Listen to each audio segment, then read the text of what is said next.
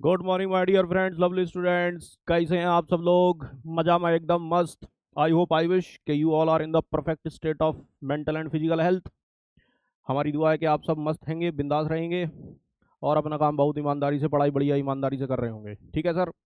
जैसे कि आप जानते हैं, मेरा नाम है अमित कुमार और बच्चे मुझे प्यार से अमित सर कहते हैं। राइट। एक बार फिर से स्वागत है आप सभी का ओलंपियाड बेस कैंप के लिए। और ओलंपियाड बेस कैंप में हम, जैसा कि आपको पता है, ओलंपियाड के बेसिक्स जो चैप्टर्स होते हैं वो हम क्लियर कर रहे हैं, है ना। हम पीडब्ल्यू की टीम आपके लिए, आप छोटे छोटे साइंटिस्टों के लिए, डॉक्टर्स के लिए, इंजीनियर्स के लिए लेके आती है वो टॉपिक्स ओलंपियाड बेस कैंप के नाम से, जो कि बेसिक्स होते हैं सर। बेसिक्स होते हैं, आप चाहे 8th में हो, 9th में हो, 10th में हो, 11th में हो, 12th में हो। आप अगर engineering, medical, olympiad, basically olympiad की अगर आप तैयारी कर रहे हैं तो ये सीरीज आपके लिए बहुत ही हेल्पफुल होने वाली है। इसलिए इस सीरीज को ज़्यादा से ज़्यादा शेयर कीजिए, अपने दोस्तों में बांटिए। ये नहीं सोचिए कि दोस्तों में बांट दूंगा तो मैं कंपटीशन में पीछे रह जाऊंगा। सर, जितना ज़्यादा आप इस चीज़ को फैलाएंगे उतनी हैप्पीनेस आप पाएंगे, उतनी ब्लेसिंग्स आप पाएंगे। और सर, इस चीज़ में ब्लेसिंग्स बहुत काम आती है सर, बहुत काम आती है।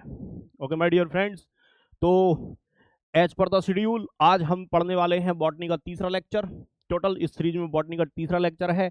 हम एक वन शॉट में, एक लेक्चर में कोशिश करते हैं कि आपको बेस्ट तरीके से समझा सकें चीज़ें और कॉन्सेप्ट आपके क्लियर हो सके। राइट। तो सर, ये हमारा आज जो मैं डिस्कस करने वाला हूँ, मेम्ब्रेन से होने वाले ट्रांसपोर्ट को हम डिस्कस करने वाले हैं। ये सेल के चैप्टर से रिलेटेड टॉपिक है। ठीक है। Osmosis and other membrane transport. ठीक है। ये सेल, ये मेम्ब्रेन जो है, ये हम सेल मेम्ब्रेन की बात कर रहे हैं। ठीक है सर। तो अगर हम शुरू करें तो चलिए सर शुरू करते हैं। तो सबसे पहले ये आज का हमारा रहने वाला है, टाइप ऑफ मेम्ब्रेन ट्रांसपोर्ट क्या होता है, सिंपल डिफ्यूजन ऑस्मोसिस क्या होता है, फैसिलिटेड डिफ्यूजन और एक्टिव ट्रांसपोर्ट क्या होता है। ठीक है। तो माय डियर फ्रेंड, सबसे पहले ये देखिए खूबसूरत सा डायग्राम। ये आपकी एनसीईआरटी का डायग्राम है। ये हमारा singer and Nicolson model of plasma membrane है। ये हम पढ़ चुके हैं। देखो, ये प्लाज्मा मेम्ब्रेन है जो डीलिमिटिंग बाउंड्री है ना। इसी मेम्ब्रेन के बाहर, बाहर की दुनिया है, इस मेम्ब्रेन के अंदर सेल है। राइट। इस मेम्ब्रेन के अंदर क्या है? सेल है। Right sir. हाँ। तो ये जो मेम्ब्रेन है, ये सेलेक्टिवली परमिएबल मेम्ब्रेन होती है। तो आगे ट्रांसपोर्ट समझने से पहले हमको यही समझना है कि सर सेलेक्टिवली परमिएबल मेम्ब्रेन होती क्या है। ठीक है। देखो सर, इसमें मैं अगर थोड़ा सा ब्रीफ में बताऊं तो ये देखो, ये कुछ, ये प्रोटीन्स हैं। Right sir. और ये जो ब्लू दिख रहे हैं आपको, ये फॉस्फोलिपिड बाइलेयर है। ठीक है। ये कुछ पेरिफेरल प्रोटीन है। ये सब हम ऑलरेडी डिस्कस कर चुके हैं, आपको पता ही है। सिंगर एंड निकलसन का मॉडल है, फ्लूइड मोजेक मॉडल है, फॉस्फोलिपिड बाइलेयर है, जिसमें प्रोटीन्स जो है वो फ्लोट कर रहे होते हैं। ये है। ठीक है। तो देखो, ये जो मेम्ब्रेन है, इसका जो काम है, फंक्शंस जो है इस मेम्ब्रेन के, वो क्या क्या हैं सर? वो फंक्शन है कि ये बाउंड्री बना के रखता है, बाउंड्री बना के रखता है सर, बाउंड्री बना के। ये आलतू फालतू सेल ऑर्गेनल, सॉरी, आलतू फालतू मॉलिक्यूल्स को अंदर आने जाने से रोकता है। ठीक। जिसकी सेल को जरूरत होती है सिर्फ उसी को अंदर आने जाने देता है। ठीक है। दो सेल की सेल मेम्ब्रेन आपस में एक दूसरे को चिपकती हैं, यानी कि एडहेशन में हेल्प करता है। Getting my point? या इसके अलावा सर, ये जो है, ये आप देख रहे हो, ये शुगर हो गई, ये पेरिफेरल प्रोटीन हो गई, ये एंटीजन रिकॉग्निशन का भी काम करता है। Right sir. So these are the various function. देखो, पहला फंक्शन क्या है? सेल एडहेशन, मतलब दो सेल को ये आपस में चिपका के रखता है ना सर। सेल मेम्ब्रेन का अगर मैं फंक्शंस की बात करूं तो सर, दो आजू बाजू की सेल्स जो हैं वो आपस में एक दूसरे से चिपकी रहती हैं। किसकी वजह से? सेल मेम्ब्रेन की वजह से, सेल मेम्ब्रेन में होने वाले मॉडिफिकेशंस की वजह से। Right sir. जो मेम्ब्रेन की प्रोटीन्स होती हैं वो एक दूसरे में चिपक जाती हैं या लॉक कर लेती हैं, आप ऐसे मान लो। ठीक है ना। क्या कर लेती हैं? लॉक कर लेती हैं। ठीक है sir. So you can see the proteins in the plasma membrane of adjacent cells hold the cell together, है ना। ये सेल जंक्शन भी आप पढ़ते हैं, सेल जंक्शन भी आप पढ़ते हैं। ठीक है। दूसरा जो मेन काम है सर, सेकंड मोस्ट इंपॉर्टेंट काम जो है, दैट इज मेम्ब्रेन ट्रांसपोर्ट। और वही आज का हमारा टॉपिक है, वही आज हम डिस्कस करने वाले हैं। That is number 2, membrane transport. Membrane transport. Right sir. यही आज हमारा डिस्कस होने वाला है। और सर, तीसरा जो काम है, that is cell signalling. Sir, ये क्या होता है? सेल सिग्नलिंग होती है कि जैसे एक सेल दूसरी सेल से मैसेज भेजती है, सिग्नल भेजती है, उसको सेल सिग्नलिंग कहते हैं। बहुत सी सरल भाषा में अगर मैं बताऊं, जैसे आप सारे बच्चों को ये पता होगा कि हमारी बॉडी में सेरेब्रम में वहां पर हाइपोथैलेमस के नीचे कहीं ना कहीं एक ग्लैंड होती है जिसका नाम है पिट्यूटरी ग्लैंड। ओके सर, क्या नाम है सर उसका? Pituitary gland. और वो पिट्यूटरी ग्लैंड क्या बनाती है सर? बहुत सारे हार्मोन बनाती है, जिनमें से एक हार्मोन है ग्रोथ हार्मोन। कौन सा हार्मोन है सर? Growth hormone. अब ग्रोथ हार्मोन जाता है बॉडी की सेल्स के पास, जाता है और उनको जाके कहता है नॉक नॉक, सेल मेम्ब्रेन पे प्रोटीन पे जाके कहता है नॉक नॉक। बोला बोलिए क्या? कि आपके लिए मैसेज लाया हूं, आपके लिए सिग्नल लेके आया हूं। कौन बोल रहा है? ग्रोथ हार्मोन बोल रहा है। ठोको लाइक, शेयर कर दो। कौन बोल रहा है? ग्रोथ हार्मोन बोल रहा है। क्या बोल रहा है? कि नॉक नॉक, मैं आपके लिए सिग्नल लेके आया हूं, मैं मैसेज लेके आया हूं कि आप डिवीजन शुरू कीजिए, ग्रोथ शुरू कीजिए। Getting my point? यस। ऐसे ही एक हार्मोन है एफएसएच, या दूसरा ले लेते हैं, ये थायराइड ग्लैंड है, ये सबको पता है, ये थायराइड ग्लैंड है, ये थायरोक्सिन हार्मोन बनाती है। ठीक है सर, ये थायरोक्सिन हार्मोन बनाती है। अब ये बनाती कब है? जब कोई इसको सिग्नल आके देता है ना। कौन देगा सिग्नल? तो सर ब्रेन में ही वही सेम पिट्यूटरी ग्लैंड हमारा हार्मोन बनाती है, टीएसएच, थायराइड स्टिमुलेटिंग हार्मोन। वो हार्मोन पिट्यूटरी ग्लैंड ने बनाया, ब्लड के थ्रू थायराइड ग्लैंड को पहुंचा, थायराइड ग्लैंड में जाके नॉक नॉक कर रहा है। Knock knock, knock knock. बोला क्या? ये नॉक नॉक कहां हो रही है? सेल मेम्ब्रेन की सरफेस पे हो रही है कि आपके लिए मैसेज लाया हूं, आपके लिए सिग्नल लेके आया हूं कि आप अपने थायराइड हार्मोन बनाने शुरू कर दीजिए, है ना। सिग्नलिंग देखो यही यहां पर लिखा, तो तीसरा काम है signalling, an extra cellular signal. आप सर ओलंपियाड की तैयारी कर रहे हैं तो ये चीज आपको पता होनी चाहिए। Cell signalling, an extracellular signal binds to a receptor in the plasma membrane that activates a signal transduction pathway, right, leading to a cellular response, है ना। नॉक नॉक प्रोटीन पे बाइंड कर गया, ये मॉलिक्यूल आया यहां protein पे bind कर गया, नॉक नॉक हो गई, सिग्नल चला गया। अब इस सिग्नल का यूज करके सेल के अंदर क्या होगा? जो भी सेल को काम करना है वो सारे चीजें होंगी, एक पाथवे चालू होगा, जैसे कि थायराइड स्टिमुलेटिंग हार्मोन आया तो थायराइड हार्मोन बन पाएगा। ठीक है, तो ये सर मेन काम है किसके? हमारे सेल मेम्ब्रेन के। आज का जो हमारा टॉपिक है, आज का जो हमारा लेक्चर है वो डील करेगा किससे? वो डील करेगा मेम्ब्रेन ट्रांसपोर्ट से। ठीक है, तो सर देखो जैसा कि हमने बता दिया है, मेम्ब्रेन जो है वो कैसी मेम्ब्रेन है? ये facilitate sorry selectively permeable membrane है। सबसे पहले मैं ना परमेबिलिटी बता देता हूं आप बच्चों को। ठीक है, परमेबिलिटी बता देते हैं सर। देखो अब ध्यान से सुनिएगा, जो परमेबिलिटी है वो आएगी। ठीक है, देखो परमेबिलिटी के बेसिस पे मेम्ब्रेन कैसी कैसी होती हैं। परमिएबिलिटी बेसिस, है ना, किसके टाइप हम पढ़ने वाले हैं? मेम्ब्रेन्स के टाइप पढ़ने वाले हैं। ठीक है सर, नंबर वन, एक चीज बेसिक सी मैं बता देता हूं आपको, सेल मेम्ब्रेन यानी कि बाउंड्री के आर पार कौन जाना चाहता है? तो sir solute and solvent, gases molecule also mineral. अब चाहे मिनरल हो, चाहे वो शुगर हो, चाहे अमीनो एसिड हो, वो सॉलिड है, तो वो सॉल्यूट हो गए। कोई लिक्विड है तो वो सॉल्वेंट हो गया। और गैस तो सर फ्रीली परमेबल होती है, उनकी तो बात ही छोड़ दो। ठीक है, तो सर सॉल्यूट्स, राइट, सॉल्यूट्स ये हो गए, और सर एक हो गए हमारे सॉल्वेंट्स, सॉल्वेंट्स हो गए, है ना। सॉल्यूट एंड सॉल्वेंट्स दो चीजें होती हैं, राइट। तो सर आप बात समझिए, मैं सॉल्वेंट को कुछ इस तरह से बना लेता हूं, ठीक है ना, ट्राइंगल बना लिया। ठीक, तो जो मेम्ब्रेन के आर पार सॉल्यूट सॉल्वेंट दोनों चले जाएं वो है freely permeable membrane, freely permeable structure है वो। तो पहला आ गया सर हमारा freely permeable membrane, right, number one.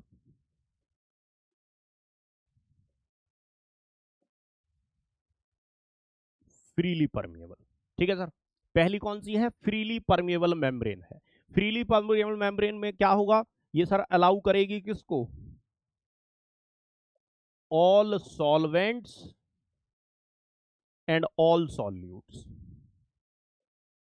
सभी को अलाउ करेगी। ठीक है सर, सारे सॉल्वेंट और सारी जो हमारी वो है उन सबको अलाउ करेगी। सपोज ये एक मेम्ब्रेन है, ठीक है sir, this is a membrane, और इसके एक तरफ जो है वो सॉल्यूट्स हैं, एक तरफ जो है वो सॉल्यूट्स हैं बहुत सारे, राइट। वाई वाह वाह वाह वाह वाह, ये बात, ये सॉल्यूट्स हैं सर, ये सारे सॉल्यूट्स उधर पार जा सकते हैं, they are allowed, solutes are allowed to go at that side, they are allowed to go at that side, है ना। कॉपी बना के कुछ एक को इधर पहुंचा दे, तो solutes are allowed and sir solvents are also allowed. ये मान लीजिए सॉल्वेंट्स हैं, right sir, these are the solvents, so these solvents are also allowed. ठीक, ये हमारी मेम्ब्रेन हो। तो ये मेम्ब्रेन कैसी मेम्ब्रेन हो गई सर? सर ये मेम्ब्रेन हमारी हो गई फ्रीली परमिएबल मेम्ब्रेन, ये फ्रीली परमिएबल मेम्ब्रेन हो गई हम। ठीक है, इसका सबसे बढ़िया एग्जाम्पल है, मेम्ब्रेन का मतलब एक लेयर से है। इसका सबसे बढ़िया एग्जाम्पल है सर हमारा सेलुलोजिक फाइबर, पेपर, कॉटन। ठीक, cellulosic primary cell wall, cellulose की बनी हुई सेल वॉल, जो कि एक प्लांट सेल के अंदर क्या होती है? थिन सेल वॉल होती है, उसकी हम बात कर रहे हैं, वो फ्रीली परमिएबल होती है। अब इसके बाद आ जाती है इम्परमिएबल, जो किसी को भी अलाउ ना करे। मेम्ब्रेन कह देगी कहां भैया, सॉल्यूट को भी सॉल्वेंट को, कहां कहां अंदर घुसे चले आ रहे हो, भागो यहां से, कोई अंदर नहीं आएगा, no one is allowed to enter inside the this premises, okay, no one is allowed।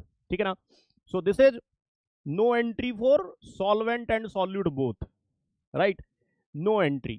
ठीक है sir, no solute and no solvent, ना ही सॉल्यूट की जरूरत है ना ही सॉल्वेंट की जरूरत है, no solute and no solvent,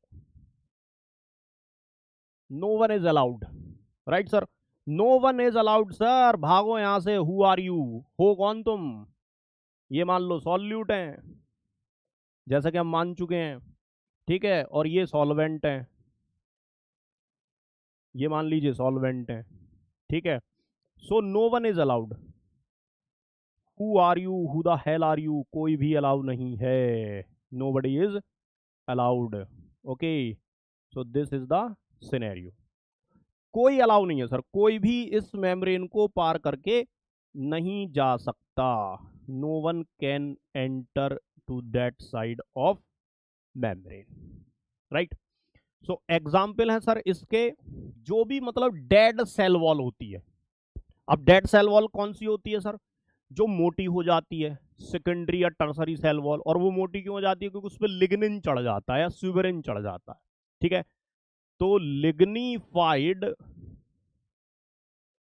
cell wall या स्यूबेराइज्ड सेल वॉल, जिसपे स्यूबेरिन चढ़ा हो या जिसपे लिग्निन चढ़ा हो, वो वाली सेल वॉल इम्परमिएबल होती हैं। क्या होती है सर? इम्परमिएबल होती है।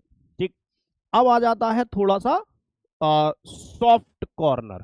ठीक, एक होती है सेमी परमिएबल मेम्ब्रेन,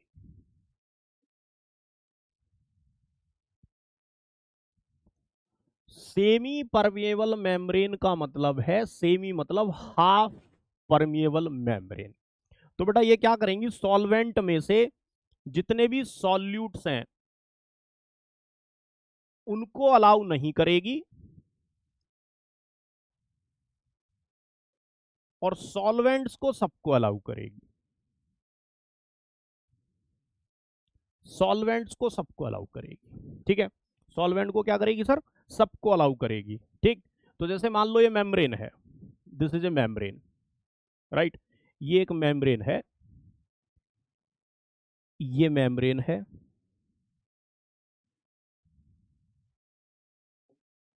ठीक है सर।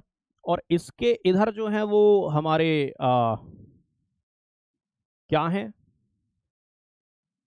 कुछ सॉल्यूट हैं और कुछ हमारे सॉल्वेंट हैं। हमने येलो वाले को सॉल्वेंट माना हुआ है भाई, है ना, येलो वाले को सॉल्वेंट माना हुआ है और ग्रीन वाले को सॉल्यूट माना हुआ है। ग्रीन वाले को क्या माना हुआ है, सॉल्यूट माना हुआ है। ठीक, कुछ ऐसा ही हमने मान लिया है। ये देखो सॉल्वेंट सॉल्यूट, तो ये नहीं सोचेंगे सर ये सॉल्वेंट का कैसा शेप है, अब लिख दिया तो लिख दिया यार, ठीक है। तो ये जो है सॉल्वेंट को अंदर जाना, ये सॉल्वेंट अलाउड है और सॉल्यूट अलाउड नहीं है। Solvents are allowed and no solute is allowed. कोई भी सॉल्यूट इधर नहीं जा पाएगा। All solvents and no solute, it is known as semipermeable membrane, है ना। जैसे कि पर्चमेंट मेम्ब्रेन एक मटेरियल होता है, parchment membrane, right. Cellophane membrane जो कि किडनी डायलाइसिस में यूज होती है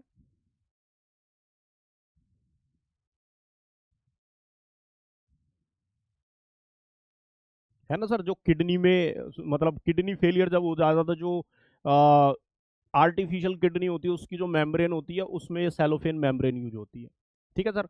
एग मेम्ब्रेन,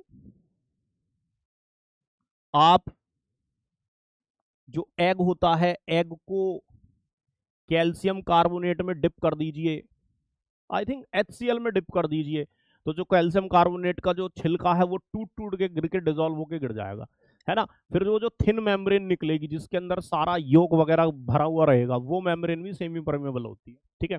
एक और तरीका, जैसे एग बॉईल कर लिया, है ना, सभी बॉईल करते हैं यार एग, तो एग बॉईल करने के बाद छिलका उतारने के बाद जो अंदर की तरफ व्हाइट व्हाइट सी पतली सी लेयर होती है ना, वो भी सेमी परमेबल होती है, ठीक है। अब आते हैं सर हम नेक्स्ट मेन जो हमारा है, that is selectively permeable membrane. Selectively बोलो सर, सेलेक्टिवली या differentially permeable membrane, differentially permeable membrane, ठीक है सर। यानी कि इसके अंदर कुछ अलग माजरा है। बोलो क्या माजरा है सर, ठोको लाइक ठोको ताले, तभी तो होगा बुगेम्बो खुश, राइट सर। या कमेंट करके बताइए सर क्या मतलब है इसका। यस, देखो ये क्या कह रहा है, इसका सीधा सीधा सा लॉजिक है कि सारे सॉल्वेंट्स अलाउ हैं, सारे सॉल्वेंट्स अलाउड हैं और सेलेक्टेड सॉल्यूट अलाउड है ना। सेमी परमेबल ने क्या बोला कि कोई भी सॉल्यूट अलाउ नहीं है, सॉल्वेंट सारे अलाउ हैं, ठीक है। तो हम क्या बोल रहे हैं, all solvents and selected solutes, selected solutes are allowed, ठीक है sir. This is selectively permeable membrane. ये सेलेक्ट करती है किसको अंदर बुलाया जाएगा किसको नहीं बुलाया जाएगा, ये उन्हें सेलेक्ट करती है। ये मान लीजिए हमारे सॉल्वेंट्स के मॉलिक्यूल थे, तो इनको तो सबको जाना अलाउ है ना sir, all solvents are allowed. और जो सॉल्यूट के मॉलिक्यूल हैं सर, सॉल्यूट के मॉलिक्यूल में से कुछ मॉलिक्यूल अलाउड हैं, कुछ मॉलिक्यूल अलाउ नहीं है। ये है सर माजरा। बोलो बात समझ में आई कि नहीं आई। अब सर कौन से सॉल्यूट अलाउ होंगे, कौन से अलाउ नहीं होंगे, ठीक है ना। This is the basis of this classification, ठीक है। सॉल्वेंट सारे अलाउ हैं, सॉल्यूट कुछ ही अलाउ हैं, ठीक है। तो सर मैंने यहां पर बना दिया है all solute solvents and few selected solute and selected solute are allowed.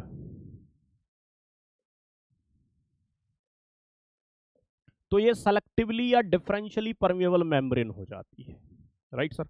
Selectively या डिफरेंशियली परमेबल मेम्ब्रेन सर कौन सी होती हैं, तो सर आंसर आता है मोस्ट ऑफ दी जो मेम्ब्रेन्स हैं, मोस्ट ऑफ दी जो मेम्ब्रेन्स हैं बायोलॉजिकल मेम्ब्रेन्स हैं, they are selectively permeable membrane. जैसे normal plasma membrane selectively permeable है, टोनोप्लास्ट सेलेक्टिवली परमिएबल है ना। किसी भी सेल ऑर्गेनल की मेम्ब्रेन सेलेक्टिवली परमिएबल है। तो ये most of the selectively permeable होती हैं।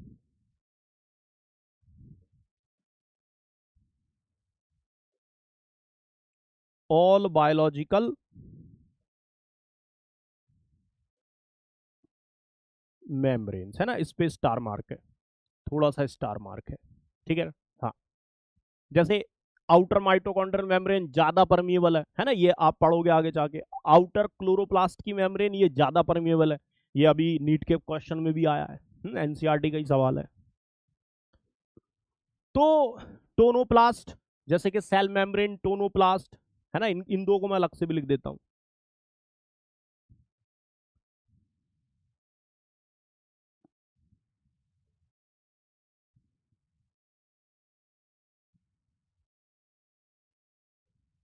ईटी, ठीक है sir. So this is the selectively permeable membrane. ये हो गई हमारी परमिएबिलिटी। अब हम आगे बढ़ते हैं और सर टाइप्स ऑफ ट्रांसपोर्ट हम पढ़ते हैं, ठीक है sir. Sir types of membrane transport में तीन मेनली टाइप हम पढ़ेंगे, ठीक है सर। पहला आएगा हमारा सिंपल डिफ्यूजन,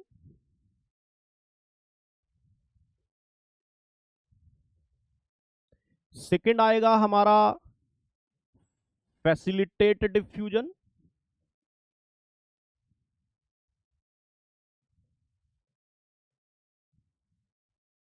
और नंबर 3 सर हम देखने वाले हैं एक्टिव ट्रांसपोर्ट।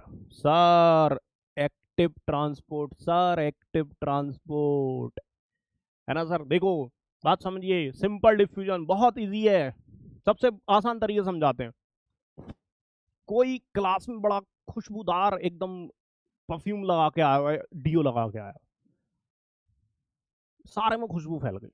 हमने घर में एक सेंटेड धूप बत्ती या अगरबत्ती लगाई, सारे में खुशबू फैल गई। कोई नहा के नहीं आया तो भी पता चल गया।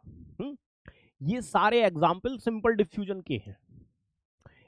इस केस में क्या हो रहा है, मॉलिक्यूल्स अपने जहां वो ज्यादा अमाउंट में हैं, जहां उनका कंसंट्रेशन ज्यादा है, राइट, जहां उनका अमाउंट ज्यादा है, वो मॉलिक्यूल दूसरी जगह ट्रांसपोर्ट हो रहे हैं या फैल रहे हैं जहां उनका कंसंट्रेशन कम है। बस इतनी सी बात है, इसमें कोई बायोलॉजिकल मेम्ब्रेन की जरूरत नहीं है। अब हम आगे पढ़ेंगे क्या सर हमेशा बायोलॉजिकल मेम्ब्रेन नहीं होने पे ही सिंपल डिफ्यूजन आएगा, है ना, देखते हैं, ठीक। चलिए, फैसिलिटेट डिफ्यूजन में जो है वो हम एक फैसिलिटी यूज करते हैं। नाम क्या कह रहा है, फैसिलिटेट डिफ्यूजन, है ना, फैसिलिटी यूज करते हैं।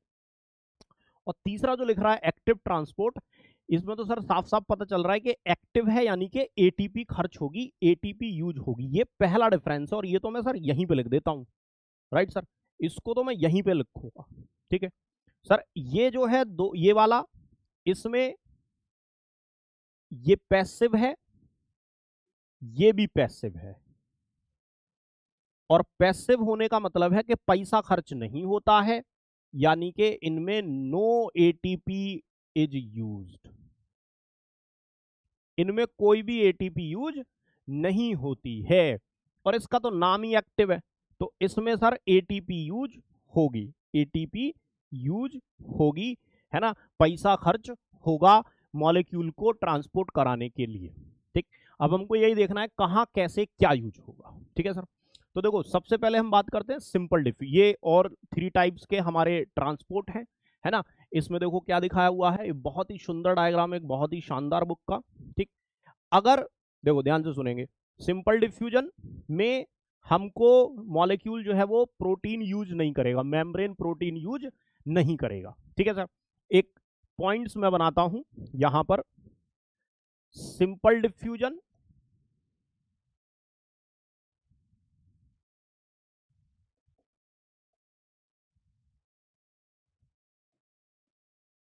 सिंपल डिफ्यूजन, फैसिलिटेट डिफ्यूजन,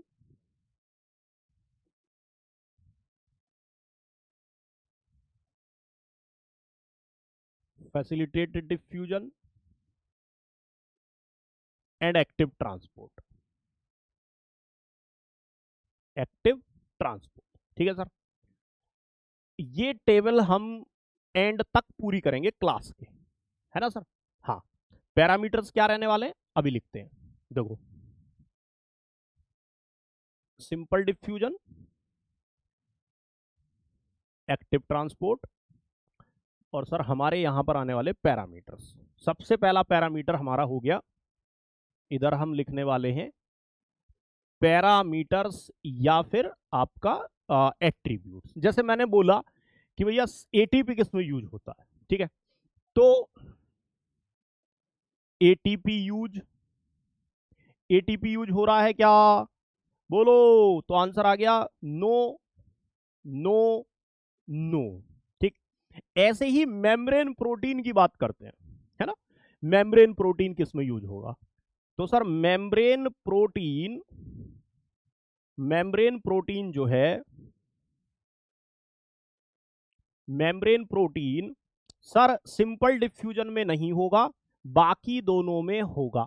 क्या बोले सर, सिंपल डिफ्यूजन में नहीं होगा, बाकी दोनों में होगा। मेम्ब्रेन प्रोटीन जो है वो दो में होगा, एक में नहीं होगा। तो आप ऐसे समझिए सर, अगर ट्रांसपोर्ट होने के लिए मेम्ब्रेन प्रोटीन यूज हो रही है, यानी कि जो मेम्ब्रेन में प्रोटीन्स हमने बताई थी, integral protein, extrinsic protein, right, तो वो क्या हो सकता है, वो एक्टिव ट्रांसपोर्ट भी हो सकता है, वो जो है हमारा पैसिव ट्रांसपोर्ट भी हो सकता है, राइट, यस। सिंपल डिफ्यूजन में एटीपी यूज होगा, नहीं यूज होगा, ठीक। सिंपल डिफ्यूजन में एटीपी यूज नहीं होगा, तो ये ट्रांसपोर्ट टाइप कैसा हुआ, पैसिव, यानी कि एटीपी खर्च नहीं हुई। फैसिलिटेड डिफ्यूजन भी कैसा हुआ, पैसिव, और तुम्हारा तो नाम ही एक्टिव है, तो ये कैसा हो गया सर, एक्टिव ट्रांसपोर्ट। ये कैसा ट्रांसपोर्ट हो गया, एक्टिव ट्रांसपोर्ट हो गया। अब आप एक बात समझिए, ठीक है ना, एटीपी यूज हो गए, मेम्ब्रेन प्रोटीन को मैं लास्ट में लिखता हूं। एक और पॉइंट आपको बताते सर, यहां पर मजा आएगा सर, मजा आएगा। देखो, एक बात समझिए ध्यान से, जब एटीपी यूज नहीं हो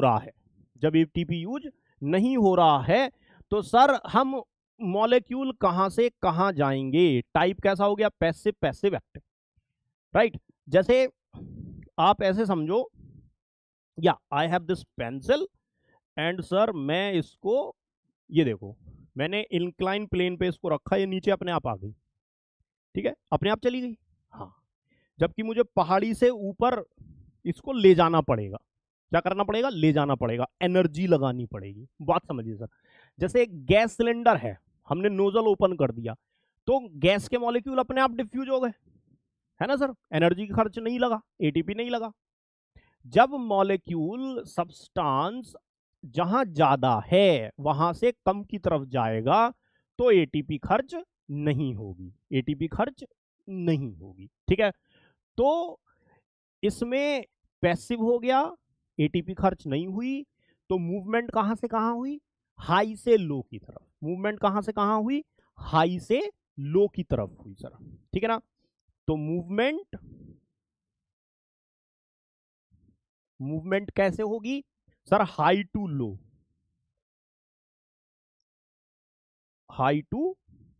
मूवमेंट होगी, high to low, right, high to low. Same facilitated diffusion में एटीपी खर्च हुई क्या, नहीं हुई, पैसिव ट्रांसपोर्ट है, तो इसलिए ये भी क्या होगा, मूवमेंट कहां से कहां होगी, मूवमेंट होगी sir high to low movement होगी। मूवमेंट क्या होगी sir, high to low movement होगी। बट जब एनर्जी खर्च हो रही है, ठीक है ना, जब एनर्जी खर्च हो रही है, ये हम नो लिख दिए हैं, सॉरी शक्तिमान, यहां पर आना था यस, ठीक है ना, हाँ, एटीपी खर्च हो रहा है। अगर एटीपी खर्च हो रही है तो एक्टिव ट्रांसपोर्ट है, तो सर एटीपी खर्च ही क्यों हो रही है, क्योंकि हमको सब्सटेंस को अप साइड में लेके जाना है, लो से हाई की तरफ लेके जाना है, इसलिए ये क्या हो रही है, एटीपी खर्च हो रही है। तो सर ये हो गया लो से हाई, लो से क्या हो गया सर, लो से हाई हो गया, ठीक है ना। अब ध्यान से सुनिएगा सर बात को, ये जो लो टू हाई, हाई टू लो है, ठीक है, इसको हम कहते हैं along concentration gradient, along concentration gradient, और ये होता है सर अगेंस्ट कंसंट्रेशन ग्रेडियंट। ये पॉइंट बार बार आता है, बच्चों को परेशान करता है। अलोंग कंसंट्रेशन ग्रेडियंट का क्या मतलब है? मतलब जिधर हाई टू लो, ठीक है भाई, भाई गैस ऑटोमेटिकली जहां सिलेंडर के अंदर ज्यादा है वहां से चारों तरफ जहां कम है वहां जाना चाहती है। गैस सिलेंडर में गैस ज्यादा है और जहां आसपास कम है वहां जाना चाहती है। इसको अलोंग द कंसंट्रेशन ग्रेडियंट कहते हैं। ग्रेडियंट मतलब एक तरफ कम एक तरफ ज्यादा, ठीक है। यहां उल्टा चल रहा है मामला, तो ये अगेंस्ट द कंसंट्रेशन ग्रेडियंट है। अब बात आती है मेम्ब्रेन प्रोटीन की। तो sir membrane protein simple diffusion में यूज नहीं होती है और बाकी की दोनों में यूज होती है। मेम्ब्रेन प्रोटीन बाकी के दोनों में यूज होती है, राइट या। तो अब आप समझिए ध्यान से ये diagram, now you can read it, you can understand it. देखो इसमें यही दिखाया हुआ है कि सिंपल डिफ्यूजन में जो मॉलिक्यूल्स हैं sir, those molecules diffuse across a membrane is the movement of a solute down a gradient, है ना। A transport protein is not needed. Simple diffusion का मतलब है कि ट्रांसपोर्ट प्रोटीन की जरूरत नहीं है। This is the meaning of simple diffusion, है ना। तो सिंपल डिफ्यूजन में सर क्या हुआ, कोई मेम्ब्रेन प्रोटीन नहीं लगी, मॉलिक्यूल हाई से लो की तरफ गया, ठीक। और ये कैसा ट्रांसपोर्ट है सर, ये पैसिव ट्रांसपोर्ट है। ये मैं पहले ही बता चुका हूं। बस यहीं से क्वेश्चन बनता है कि विच वन, और ये बेसिक्स हैं बिल्कुल, कि पैसिव कौन है, एक्टिव कौन है। फैसिलिटेट का मतलब क्या हुआ, फैसिलिटेट डिफ्यूजन का मतलब हुआ कि हम फैसिलिटी यूज कर रहे हैं। जैसे हमारी कोचिंग, हमारा स्कूल घर के पास है, तो हम अपना टिक टिक टिक टिक टिक टिक टिक 11 नंबर की गाड़ी से चले गए, अपना पैरों से चले गए, बाई फुट चले गए, नो फैसिलिटी। दूसरा क्या है कि हम किसी दोस्त से या किसी अपने फ्रेंड के साथ या और भी कोई हैं जिनकी हम फैसिलिटी यूज करते हैं और बिना पैसे दिए पहुंच जाते हैं। बात समझ रहे सर? हाँ, we are using the facility but we are not paying any ATP, we are not paying any penny, ठीक है। तो वो क्या कहलाएगा, वो कहलाएगा फैसिलिटेट डिफ्यूजन। बट है ये भी पैसिव ट्रांसपोर्ट ही। क्या है ये, पैसिव ट्रांसपोर्ट है। क्यों है पैसिव, क्योंकि एटीपी नहीं लग रही है, और जब एटीपी नहीं लग रही है तो हाई से लो ही जाएगा, है ना। आप देख सकते हैं इस मेम्ब्रेन के इस तरफ कितने सारे मॉलिक्यूल्स हैं, इस तरफ कम मॉलिक्यूल्स हैं, तो ये इससे इस तरफ जा आ रहा है। This is the along concentration gradient. ये हाई से लो है, फ्रॉम हाई टू लो, और इस हाई टू लो को ही क्या कहते हैं, इस हाई टू लो को ही कहते हैं अलोंग कंसंट्रेशन ग्रेडियंट। इसी को हाई टू लो को ही अलोंग कंसंट्रेशन ग्रेडियंट कहते हैं। अब इस वाले में देखो, इस वाले में देखो फैसिलिटेट डिफ्यूजन में, फैसिलिटेट डिफ्यूजन में क्या हो रहा है, फैसिलिटेट डिफ्यूजन में फैसिलिटी यूज हो रही है। और फैसिलिटी का क्या मतलब है, मेम्ब्रेन प्रोटीन। क्या मतलब है sir, membrane protein with the transport protein, ठीक है। और ये भी क्या है, पैसिव है, ठीक है। तो सर ये भी क्या हुआ, this is also high to low, this is also high to low, means to say this is also along the या along concentration gradient, कि जिधर कंसंट्रेशन हाई से लो है ले जाना चाहता है उधर ही जा रहे हैं। इसमें देखो दोनों चीजें, ये जो है ना ये फैसिलिटेड डिफ्यूजन, ये इन दोनों का मिक्स है। कैसे, बोला तू एक्टिव ट्रांसपोर्ट, तू प्रोटीन यूज करता, हाँ करता, मैं भी करूंगा। तो एक्टिव ट्रांसपोर्ट बोला मैं तो एटीपी भी यूज करता हूँ, नहीं नहीं मैं नहीं करूंगा, मैं इस मामले में इसके जैसा, है ना, इस मामले में मैं इसके जैसा हूँ, ठीक है। तो ये जो एक्टिव ट्रांसपोर्ट है, देखो एक्टिव नाम ही इसलिए है क्योंकि इसमें एटीपी यूज हो रही है।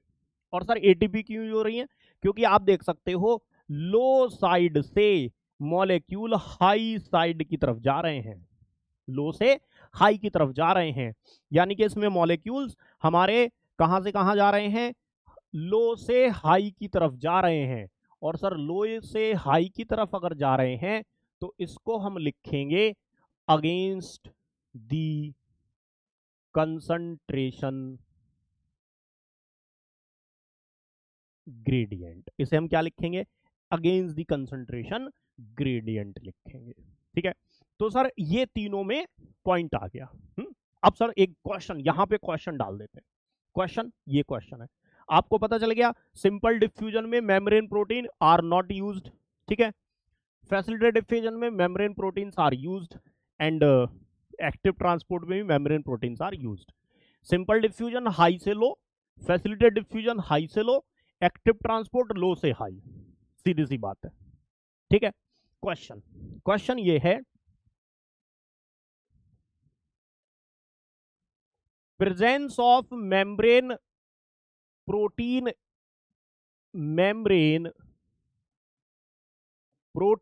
इनहिबिटर है ना, मान लीजिए मेम्ब्रेन प्रोटीन इनहिबिटर प्रेजेंट है सिस्टम के अंदर, membrane protein inhibitor will affect which type of transport, है ना सर, ये क्वेश्चन है। ऑप्शन है आपके सेम वही, simple diffusion,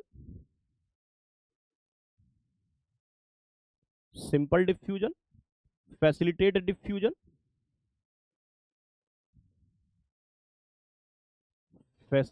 diffusion, active transport, active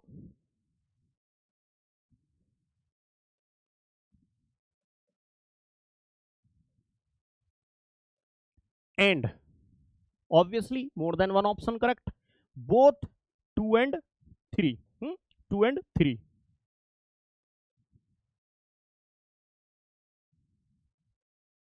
तो सर आंसर कौन सा सही होगा, बोलो कमेंट में, बोलो सर कौन सा आंसर सही होगा।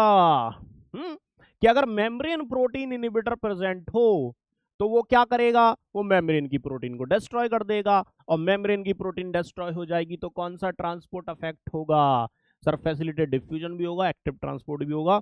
आंसर कौन सा आएगा सर, बोथ 2 and 3। भाई हम ऑटो वालों ने हड़ताल कर दी, टैक्सी वालों ने हड़ताल कर दी, ट्रांसपोर्ट ने हड़ताल कर दी, हम तो पैदल जाते हैं हम तो पैदल जाते हैं सर, यस। ठीक है, चलिए sir, so this is the difference, main difference between 3 type of diffusion. अब हम मेन बात करते हैं सिंपल डिफ्यूजन की। तो सिंपल डिफ्यूजन में अगर मैं बात करूं, जैसा कि मैंने समझा दिया है, it is no use of membrane proteins, इसमें मेम्ब्रेन प्रोटीन्स की कोई यूज नहीं होती है। इट इज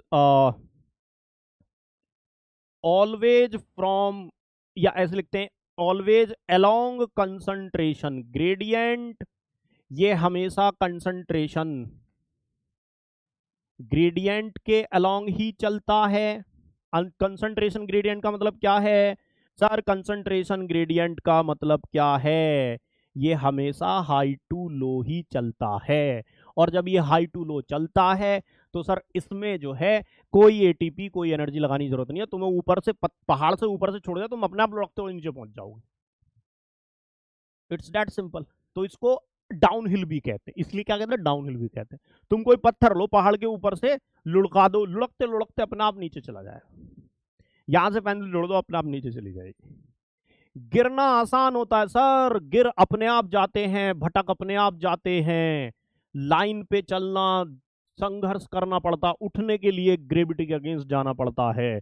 पहाड़ पे ऊपर चढ़ना है, माउंटेन के ऊपर चढ़ना है तो बेस कैंप से तैयारी करके मेहनत करके ऊपर जाना पड़ता सर, ऊपर जाने के लिए मेहनत लगती, ये तो रूल है नेचर का। पहाड़ से पत्थर अपने आप नीचे चला गया, गैस के मॉलिक्यूल अपने आप इधर उधर फैल गए, सिलेंडर में तो डालना पड़ता है। तो इसलिए पॉजिटिव चीजें मेहनत करनी पड़ती है, यहां पर करना पड़ता है। ठीक है ना, हाई टू लो। और इसको सर हम, अब मैं टर्म इंट्रोड्यूस कर रहा हूं, इसी को हम क्या कहते हैं, डाउन हिल भी कहते हैं, डाउन हिल। तो always along the concentration gradient है, और जब ऑलवेज अलोंग कंसंट्रेशन ग्रेडियंट है माय डियर फ्रेंड्स, तो क्या इसको एटीपी लगेगा? सर इसको एटीपी नहीं लगेगा, ये कलर यूज नहीं करते हैं, ये वाला यूज कर लेते हैं, नो एटीपी यूज। और जब एटीपी यूज नहीं होगा तो क्या हुआ, पैसिव हो गया। क्या हो गया सर, पैसिव। सर हम ना तो एटीपी यूज करें, ना हम तो ट्रांसपोर्ट प्रोटीन यूज करें, सीधी सी बात है, ठीक है सर। नो ट्रांसपोर्ट सैचुरेशन, इसमें कभी भी ट्रांसपोर्ट सैचुरेशन नहीं आता है, ये पॉइंट और समझा देते हैं आपको। इसका ये मतलब है कि सर देखो, ये जो मेम्ब्रेन की प्रोटीन है, यहां पे समझा देता हूं, ये जो मेम्ब्रेन की प्रोटीन है, देखो इधर तो मेम्ब्रेन प्रोटीन यूज ही नहीं हो रही, जो फॉस्फोलिपिड बाइलेयर है उसके बीच में से आसानी से निकल गया मॉलिक्यूल। अब ये बात में बताएंगे कि सर फॉस्फोलिपिड बाइलेयर से कौन कौन आसानी से निकल के जा सकता है, क्योंकि ये फॉस्फोलिपिड की मेम्ब्रेन है, ये बाद में बताएंगे। तो सर और यहां पर टेक्स यूज हो रही है, यहां पर क्या है, यहां टेक्स यूज हो रही है, यहां मेम्ब्रेन प्रोटीन यूज हो रही है। मान लो थोड़ी देर के लिए एक मेम्ब्रेन प्रोटीन 10 मॉलिक्यूल को ट्रांसपोर्ट कर सकती है, जैसे एक कैब या एक टैक्सी 5 बंदों को ले जा सकती है ना, मान लेते हैं, ठीक। और सपोज करो मेम्ब्रेन में 10 प्रोटीन है, तो टोटल मॉलिक्यूल कितने जा सकते हैं, 10 × 5 50 जा सकते हैं, 50 जा सकते हैं भाई, ठीक। तो अगर मॉलिक्यूल जो ट्रांसपोर्ट होने 10 है, तो 10 के 10 एक साथ चले गए, 20 है 20 के 20 एक साथ चले गए, 30 है 30 के 30 एक साथ चले गए, 49 एक साथ चले गए, 50 भी एक साथ चले गए। अब मान लो मॉलिक्यूल 55 है, जिनको ट्रांसपोर्ट होना है वो मॉलिक्यूल कितने, 55, बट ट्रांसपोर्ट कितनों का होगा, 50 का ही होगा। हमने मॉलिक्यूल बढ़ाए, शुरू में हमने मॉलिक्यूल बढ़ाए 10 20 30, तो स्पीड बढ़ी, बिल्कुल बढ़ी।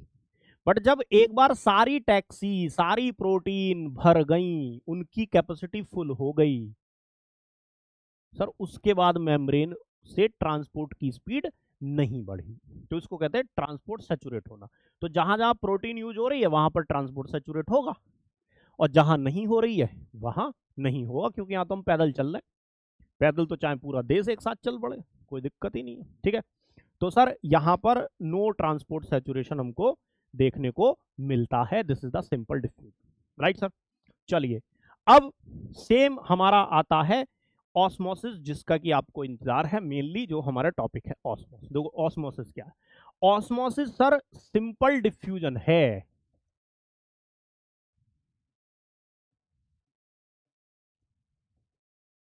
Simple diffusion of water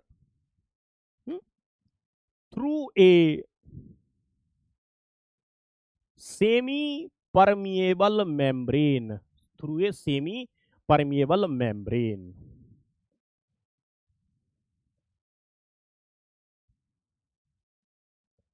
through a selectively permeable membrane, it will be more correct. हालांकि बुक्स में सेमी भी लिखा होता है, सेमी ही सबसे ज्यादा करेक्ट है, हम भी सेमी लिखते हैं, सेमी परमिएबल मेम्ब्रेन, उसको हम ऑस्मोसिस कहते हैं। जैसे हमने क्या बोला, सिंपल डिफ्यूजन में क्या है, सिंपल डिफ्यूजन में जैसे गैस के मॉलिक्यूल हो गए, या सिलेंडर से गैस निकली, बदबू फैली, खुशबू फैली, है ना। आप कार के बाइक के साइलेंसर के पास देखेंगे ब्लैक ब्लैक आपको स्मोक दिखाई देगा, थोड़ी दूर बाद वो गायब हो जाता, क्या हुआ, ये डिफ्यूजन हुआ है। अब इसमें कहीं पर भी कोई मेम्ब्रेन यूज नहीं हुई है।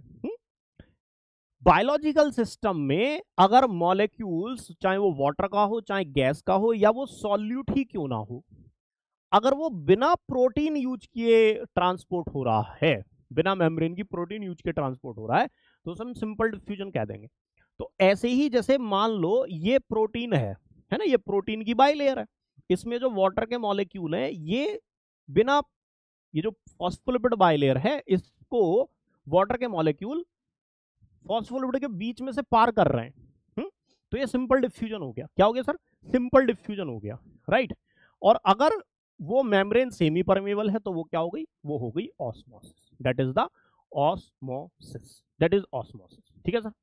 तो इसमें no membrane protein is used, कोई भी मेम्ब्रेन प्रोटीन यूज नहीं होगी, है ना। Let me draw a diagram for you my dear friends. Suppose this is the phospholipid bilayer, ये फॉस्फोलिपिड बाइलेयर है। जस्ट वेट, आप सोच रहे होंगे सर ये कहां से हमको फॉस्फोलिपिड बाइलेयर दिख रहा है। ठीक, now it is the phospholipid bilayer. इसको थोड़ा पास ले आते हैं, इसकी कॉपी बना देते हैं। This is the digital India, okay. और यहां पर मैं बना देता हूं एक बड़ी सी मेम्ब्रेन प्रोटीन चैनल जिसने बनाया है। चैनल क्या होता है अभी बताते हैं, ठीक है सर। ये हो गया। अब क्या करते हैं, एक बार और कॉपी मारते हैं। This copy here, right. इसको उड़ाते हैं, दिस वन। और कुछ ये प्रोटीन है, एक ये प्रोटीन यहां लगा है ना, दोनों ही इंट्रिंसिक प्रोटीन हमने बनाई है। हम क्या बोल रहे हैं, हम ये बोल रहे हैं कि अब तक हमने जो सीखा वो हमने ये सीखा कि अगर मान लो, जस्ट वन मोर कॉपी, या परफेक्ट, ठीक है। मान लो कि अगर मॉलिक्यूल्स, समझिएगा बेटा ध्यान से, अगर molecule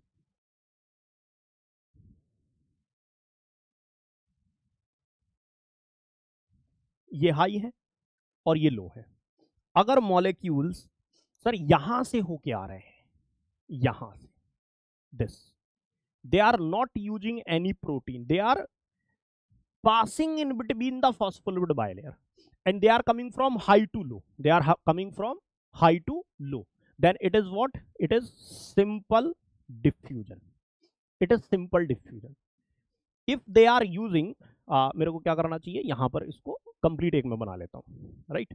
let me do this thing, या ये मैंने कंप्लीट एक बना दिया। अगर मॉलिक्यूल हाई से लो की तरफ, बात सुनिएगा सर ध्यान से, हाई कंसंट्रेशन साइड से लो की तरफ एक प्रोटीन यूज करके आ रहे हैं, like this, getting my point. एक प्रोटीन यूज करके आ रहे हैं, ट्रांस मेम्ब्रेन एक चैनल प्रोटीन यूज करके आ रहे हैं हाई से लो की तरफ, then this is what, this is sir facilitate diffusion.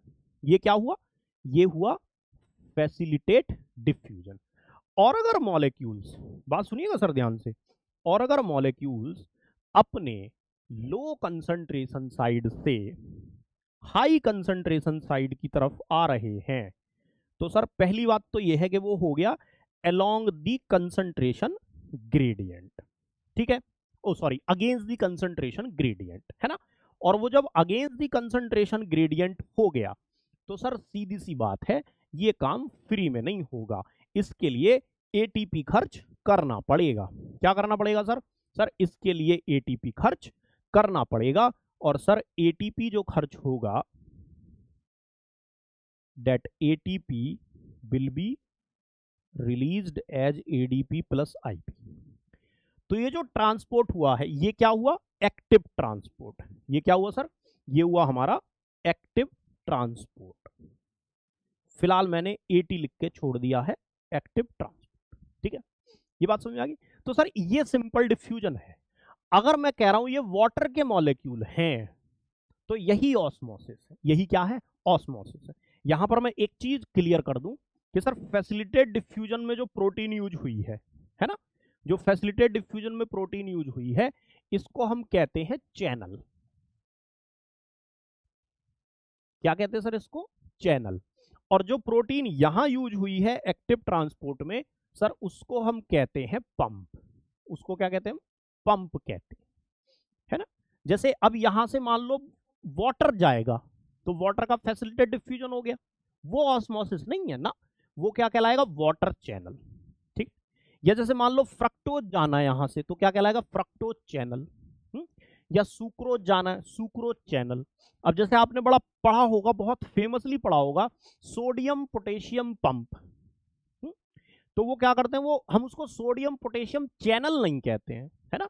इसका एक बढ़िया सा एग्जाम्पल क्या है, sodium potassium pump, sodium potassium pump इसको हम कहते हैं, ठीक। तो ये सोडियम पोटेशियम चैनल क्यों नहीं कह रहे हो आप सर, क्योंकि वो सोडियम पोटेशियम को एक तो एटीपी यूज करके ट्रांसपोर्ट कर रहे हैं और अगेंस्ट द कंसंट्रेशन कर रहे हैं, ठीक है। तो सर अगर ये मॉलिक्यूल है, ये सिंपल डिफ्यूजन है जो पहले वाला मैंने बनाया है, ये सिंपल डिफ्यूजन अगर वाटर का हो रहा है, वाटर के मॉलिक्यूल यहां से निकल के जा रहे हैं, तो सर वो क्या कहलाएगा, वो हमारा कहलाएगा ऑस्मोसिस। वो क्या कहलाएगा सर, वो कहलाएगा ऑस्मोसिस, वो ऑस्मोसिस कहलाएगा। Getting my point, yes. तो अब ये हमको समझ में आ गया sir. Sir what is the osmosis, osmosis is this, no membrane protein is used, ठीक है।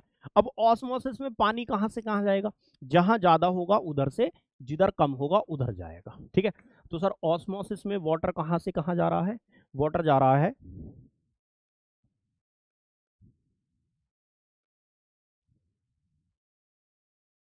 फ्रॉम हाई वाटर साइड से low water side, high water side से लो वाटर साइड में पानी जा रहा है, ये जा रहा है, ठीक। अब सुनिएगा सर ध्यान से, अब इसके हिसाब से हम समझते हैं आइसोटोनिक एंड हाइपरटोनिक, है ना, ये कंडीशन हम समझते हैं। देखो ध्यान से सुनेंगे कि एक सेल के अंदर अगर पानी जाएगा तो ऑस्मोसिस, एंडोऑस्मोसिस, और अगर सेल के बाहर जाएगा तो एक्सोऑस्मोसिस। अब इसमें समझते हैं, ध्यान से सुनिएगा सर। अगर पानी मेम्ब्रेन को क्रॉस करके अंदर गया तो एंडोऑस्मोसिस, और अगर पानी सेल मेम्ब्रेन को ऑस्मोसिस के थ्रू क्रॉस करके बाहर गया तो एक्सोऑस्मोसिस, ठीक है सर। एक्सो ऑस्मोसिस, एक्सऑस्मोसिस, एंडोऑस्मोसिस, ठीक है भाई। अब बात आती है कि पानी सेल के अंदर कब जाएगा, भाई जाहिर सी बात है जब सेल के बाहर पानी ज्यादा होगा, है ना। मान लो ये सेल है, ये सेल है, इसमें कुछ कुछ बना लेते हैं। अब इस सेल के अंदर बाहर से पानी जा रहा है, ठीक। पानी रे पानी तेरा रंग कैसा, जिसमें मिला दो उसके जैसा, है ना सीधी सी बात है। तो पानी अगर अंदर जा रहा है सर, वाटर अगर अंदर जा रहा है तो वाटर बाहर ज्यादा है, ठीक है, सीधी सी बात है। और अगर पानी सेल को छोड़ के बाहर जा रहा है तो जाहिर सी बात है पानी का अमाउंट, पानी का कंसंट्रेशन सेल के बाहर ज्यादा है। गेटिंग माय पॉइंट, सेल के बाहर ज्यादा है, राइट। तो सेल जो है वो क्या होगी सर, सेल इस केस में फूलेगी, सेल क्या होगी, सेल इस केस में फूलेगी,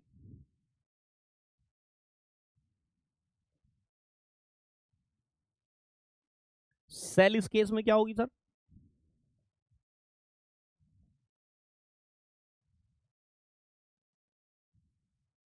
सेल इस केस में फूल जाएगी। और सेल इस केस में क्या होगी, सेल इस केस में पिचक जाएगी, यही तो होगा, ठीक। तो अब बात आती है कि एक्सोऑस्मोसिस कब होगा और एंडोऑस्मोसिस कब होगा। सर एक्सोऑस्मोसिस जब होगा जब सेल के बाहर पानी का अमाउंट कम है, सेल के अंदर पानी का अमाउंट ज्यादा है, ठीक। अब सर देखिए ध्यान से सुनिए जैसे ऐसे समझो हमारे पास ये बॉटल है, 1 लीटर है, एक गिलास मान लेते, एक गिलास पानी में हमने क्या किया, 1 चम्मच चीनी डाली, एक दूसरी बॉटल ली, ठीक, उसके अंदर भी हमने 1 गिलास पानी में 2 चम्मच चीनी डाली, इसमें डाली 4 चम्मच चीनी, इसमें डाली 1 चम्मच चीनी। तो सर कौन सा मीठा शरबत बनेगा, ऑब्वियस सी बात है जिसमें ज्यादा चम्मच चीनी डालोगे, जिसमें सॉल्यूट ज्यादा होगा, ठीक। सर दोनों में अमाउंट ऑफ वाटर 1 लीटर है, बट इसमें सॉल्यूट ज्यादा डाल दिया गया है, इसमें सॉल्यूट कम डाला है, ठीक है भाई। तो सर जिसमें सॉल्यूट ज्यादा डाला है उसके अंदर वाटर के फ्री मॉलिक्यूल कम हो गए। आप कॉन्सेप्ट मान लो, कॉन्सेप्ट सीख लो कि जब हम सॉल्यूशन बनाते हैं तो सर जो सॉल्वेंट हम डालते हैं वो जब हम सॉल्यूशन बनाते हैं, सॉल्वेंट में जो सॉल्यूट डालते हैं वो सॉल्यूट क्या करता है सर, वो सॉल्यूट वाटर के फ्री मॉलिक्यूल को पकड़ लेता है, उनका अमाउंट कम कर देता है। तो जो ज्यादा मीठा पानी है, जो चाशनी है, उसमें फ्री पानी कम है, सॉल्यूट ज्यादा है। और जो कम मीठा पानी है, कम मीठा शरबत है, उसमें सॉल्यूट कम है, पानी ज्यादा है। ये इतना सा कॉन्सेप्ट है ना सर। हाँ, तो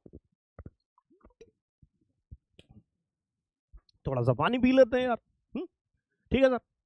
तो जाहिर सी बात है, एक्जॉस्मोसिस अगर हो रही है, सेल से बाहर पानी निकल रहा है, तो बाहर पानी का अमाउंट कम है, यानी कि बाहर जो सॉल्यूशन है ना सर, बाहर जो सॉल्यूशन है उस सॉल्यूशन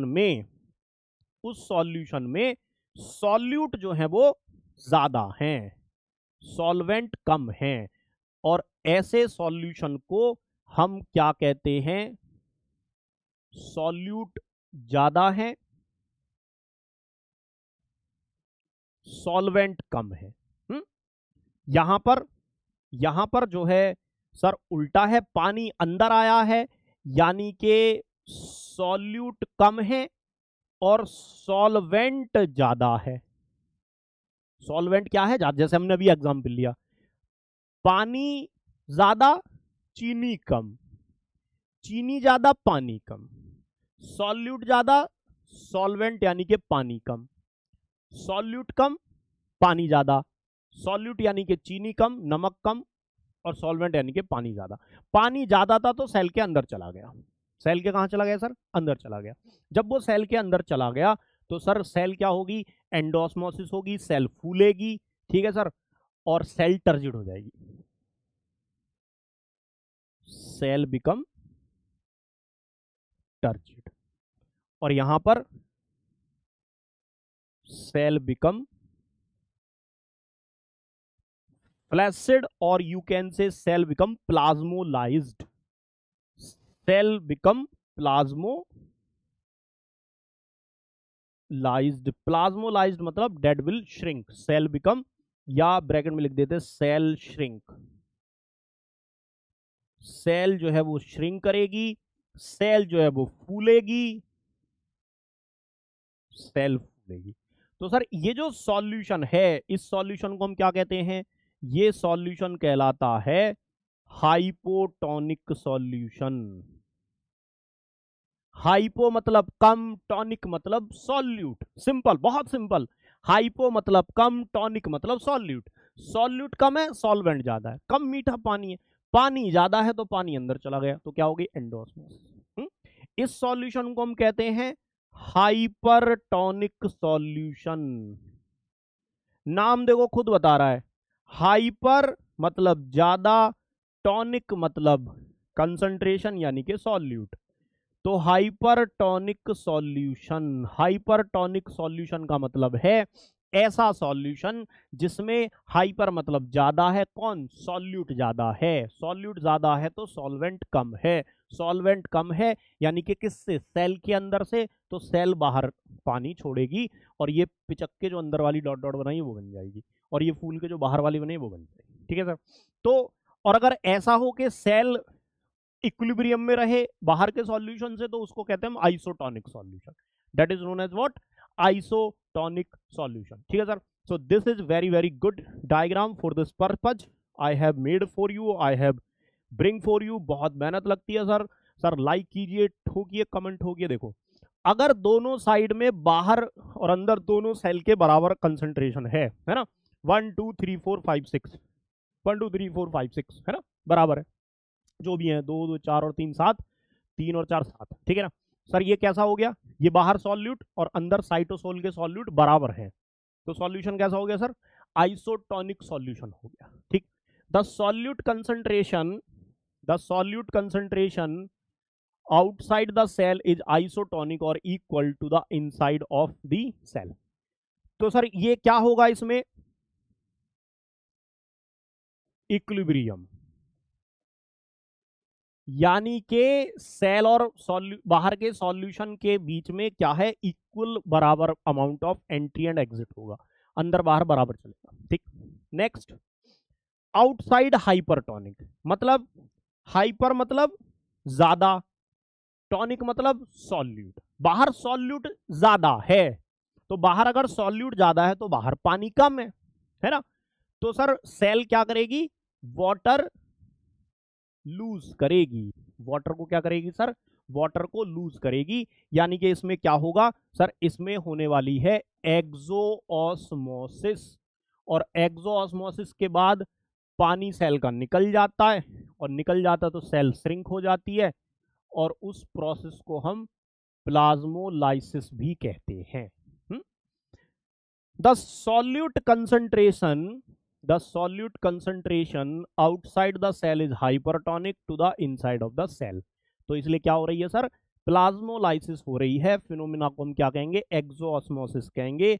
जैसे कि आप ग्रेप से किसमिस बनाते हैं, पिचक जाता है ना, एक्सोऑस्मोसिस। ठीक है, नेक्स्ट, आउटर हाइपरटोनिक, मतलब क्या कह रहा है, बाहर सॉरी आउटर हाइपोटोनिक, यानी कि बाहर कम कंसंट्रेशन है। हाइपो मतलब कम, टॉनिक मतलब सॉल्यूट का कंसंट्रेशन। तो बाहर पानी ज्यादा है, आप देख सकते हो बाहर 3 सॉल्यूट है, अंदर बहुत सारे सॉल्यूट है। तो इस केस में बाहर सॉल्यूट कम, पानी ज्यादा। तो सर वाटर कहां से कहां जाएगा, water will move from outer to inner side. इसमें भी मैं लिख देता हूं, water will move from inside to outer side. ठीक है, तो इसमें क्या होगा सर, एंडोऑस्मोसिस होगी। इसमें क्या होने वाला है, एंडोऑस्मोसिस होने वाली है। एंडोऑस्मोसिस होके क्या होगा, सेल फूल जाएगी। सेल कैसी हो जाएगी, सेल हो जाएगी टर्जिड हो जाएगी। सेल कैसी हो जाएगी सर, टर्जिड हो जाएगी। The solute concentration outside the cell is hypotonic to the inside of the cell. Amoeba अगर ऐसे सॉल्यूशन में रख दिया जाए, हाइपोटोनिक में रख दिया जाए, तो अमीबा क्या होगा, फूल जाएगा। उसकी कॉन्ट्रैक्टाइल वैक्यूल तेजी तेजी से काम करेगी। Okay sir, so this is about the osmosis, right. Okay my dear friends, यही सेम हमने चीज यहां पर दिखाई है, जो मैंने आपको सिखा चुका हूं, बहुत इंपॉर्टेंट है। कि जैसे हमारी सेल्स हैं, है ना, ये आरबीसी की सेल है। शुरू में हमने कैसे सॉल्यूशन में रखी, आइसोटोनिक में, तो सेल नॉर्मल है ना। देखो जैसे आरबीसी की सेल है हमारी, वो ब्लड में घूम रही है, तो ब्लड की प्लाज्मा और आरबीसी के अंदर का जो एनवायरमेंट है वो आइसोटोनिक है। ठीक है, अगर हम उसको, ये आरबीसी है, हम उसको अगर हाइपरटोनिक सॉल्यूशन में रखें, किस में रखें सर, हाइपरटोनिक में, तो हाइपरटोनिक मतलब बाहर सॉल्यूशन में सॉल्यूट ज्यादा, हाइपर मतलब ज्यादा, टॉनिक मतलब सॉल्यूट। सॉल्यूट ज्यादा है, पानी कम है। पानी कहां ज्यादा है, सेल के अंदर, आरबीसी के अंदर ज्यादा है, तो पानी बाहर निकलेगा। तो इसलिए सेल हमारी कैसी हो जाएगी, पिचक जाएगी, श्रिंक हो जाएगी। सेल अंडरगो श्रिंकेज, है ना। क्रीनेशन भी इसको हम बोलते हैं। क्रीनेशन मतलब श्रिंकेज, इधर लिख देते हैं।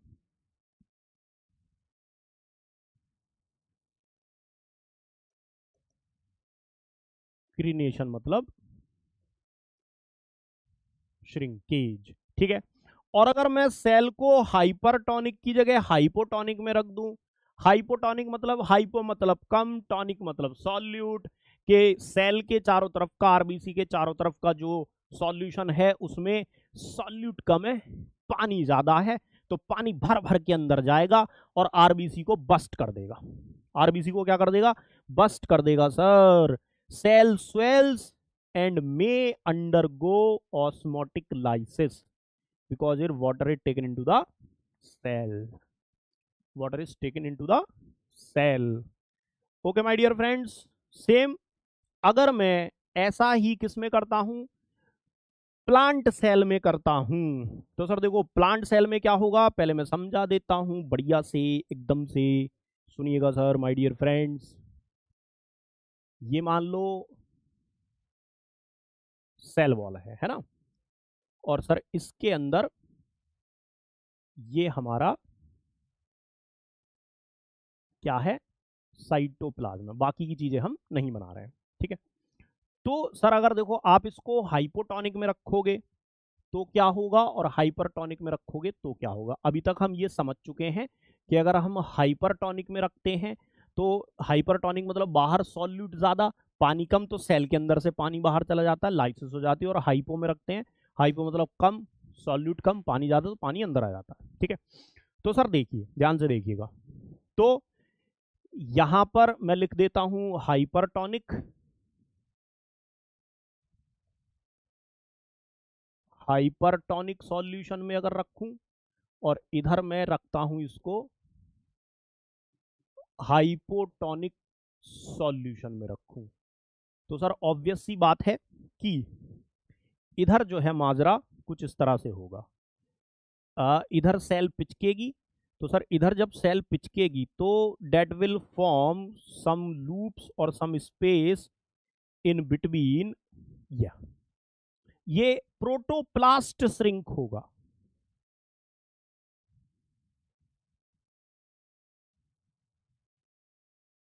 प्रोटोप्लास्ट श्रिंक होगा, सेल वॉल अपनी जगह रहेगी, है ना।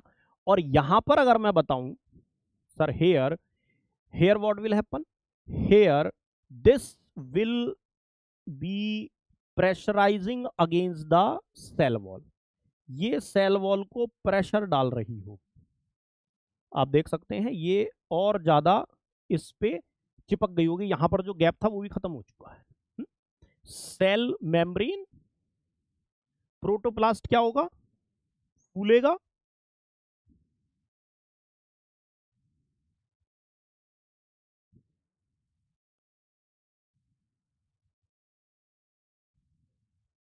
and exert pressure against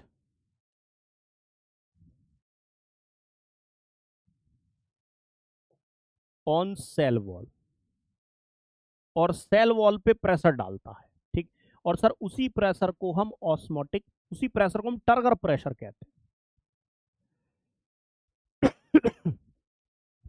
क्या कहते हैं सर, क्योंकि सेल क्या है, सेल फूल गई है, तो सेल स्वेल हो गई है, a turgor pressure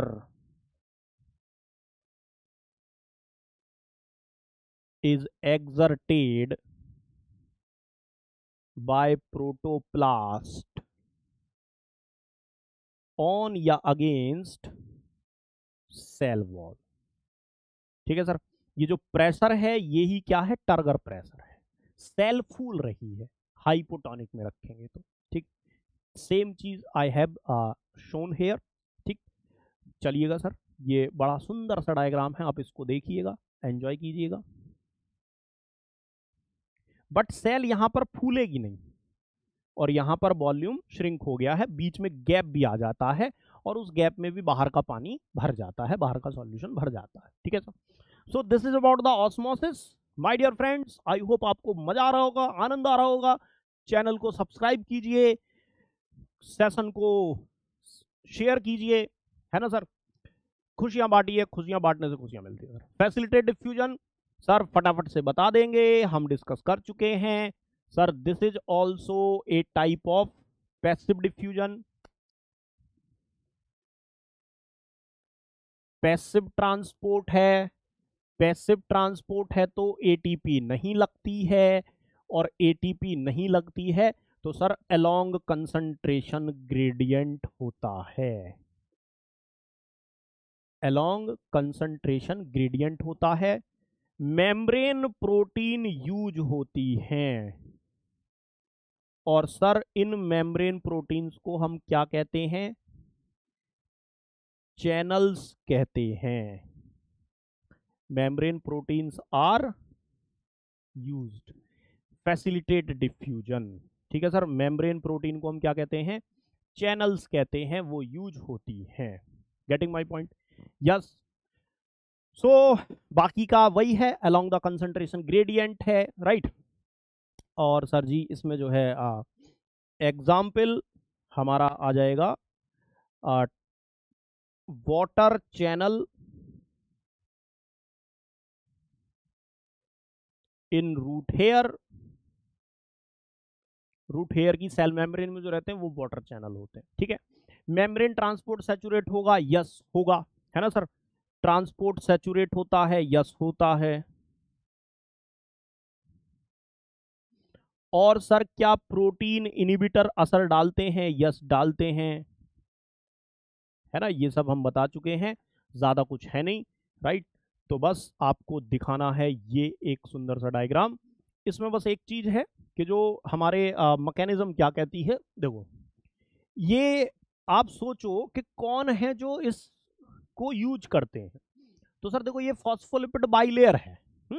phospholipid bilayer किस चीज की है? लिपिड की बनी हुई है। Getting my point? किसकी बनी हुई है सर? लिपिड की बनी हुई है। अब जो हाइड्रोफिलिक मॉलिक्यूल है सर वो इस चीज के थ्रू ट्रांसपोर्ट होता है, हाइड्रोफिलिक मॉलिक्यूल्स, जैसे कि शुगर, अमीनो एसिड, ये सब। तो ये बहुत सिंपल सा है। यहां पर ये देखो एक ऐसे पॉकेट सी है बाहर की तरफ, इसमें सॉल्यूट बाइंड हुआ और इसकी स्ट्रक्चर चेंज हो गई, ऐसे ओपन हो गई, तो ये इधर सॉल्यूट छूट गया, है ना।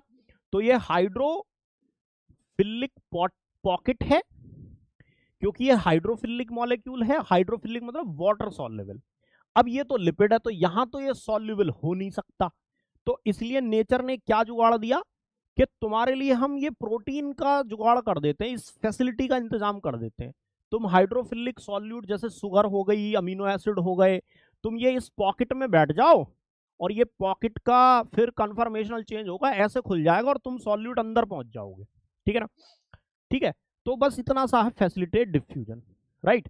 For transport to occur a solute binds in a hydrophilic pocket exposed on one side of the membrane, the transporter मतलब protein, then undergo a conformational change मतलब उसकी स्ट्रक्चर में चेंज हो जाता है, उसका गेट ओपन हो जाता है, दूसरी तरफ ओपन हो जाता है, that switches the exposure of the pocket to the outer side of membrane where the solute is then released। Solute जो है वो रिलीज हो जाता है, अंदर से बाहर जाना हो, बाहर से अंदर आना हो, ठीक है, ये चल रहा है। अब इसमें दो चीजें होती हैं या तीन टाइप होते हैं। जैसे यहां पर आप देख रहे हो कि बाहर से अंदर आ गया, यूनिपोर्ट, है ना। कई बार ये सेम पॉकेट दो मॉलिक्यूल को सेम डायरेक्शन में ले जाती है, तो सिम्पोर्ट, और अगर अपोजिट डायरेक्शन में ले जाए तो एंटीपोर्ट, ठीक है ना। तो इतना और होता है। सो this is also very beautiful diagram, right.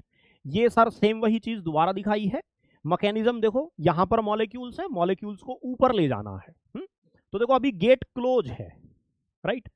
कुछ एक स्टिमुलस होते हैं, जैसे इंसुलिन है, बहुत ध्यान से सुनिएगा। इंसुलिन क्या करता है? इंसुलिन जाके जो हमारी बॉडी की सेल्स हैं, सेल की जो मेम्ब्रेन है, जैसे मान लो ये एक हमारी सेल की मेम्ब्रेन है और ये गेट है, ये गेट क्लोज है, तो इंसुलिन इस गेट को जाके नॉक नॉक करता है, knock knock, please open the door, glucose wants to enter inside you, inside the cell, ठीक है। तो ये गेट क्लोज है, देखो इधर ये मॉलिक्यूल्स हैं, अगर गेट ओपन हो जाए तो फिर ये मॉलिक्यूल ऊपर चले जाएंगे, ठीक है ना। When a channel is open, a solute directly diffuse through the channel to reach the outer side of the membrane, outer या इनर, ठीक है। जैसे GLUT4 है, उस चैनल का ही नाम क्या रख दिया? GLUT4 रख दिया, ग्लूकोज ट्रांसपोर्टर 4। क्या रख दिया सर?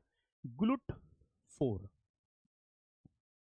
ये आप 12th 11th की एनसीईआरटी में देख सकते हैं, GLUT4।